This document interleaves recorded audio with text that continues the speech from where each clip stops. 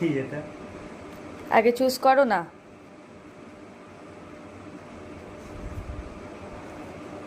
ঠিক তো? চিকেন তো। আর এটা? কি এখন বানাবে?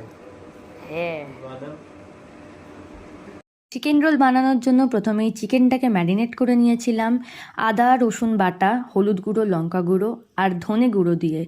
এছাড়া দিয়েছিলাম হচ্ছে ভিনিগার, সয়া সস। ভালো করে ম্যারিনেট করে নিয়েছি।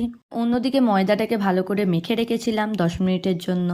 এরপর কড়াইয়ে তেল দিয়ে পেঁয়াজ কুচি দিয়েছিলাম, তারপরে ম্যারিনেট করে রাখা চিকেনটাকে দিয়ে ভালো করে কষিয়ে নিয়েছি। আর এদিকে দেখো যে এখন মায়ের কাছে আদর খাচ্ছে, কারণ ওর সাথে কথা বলা হয় না, সেই কারণে ও এখন আদর খেতে ব্যস্ত। এরপর প্যানের মধ্যে ফাটানো ডিমটাকে দিয়ে তার মধ্যে রুটি দিয়েছিলাম। রুটি দিয়ে রিফাইন অয়েল দিয়ে ভালো করে ভেজে নিয়েছিলাম। ভেজে নিয়ে বেসটা তৈরি হয়ে গিয়েছিল।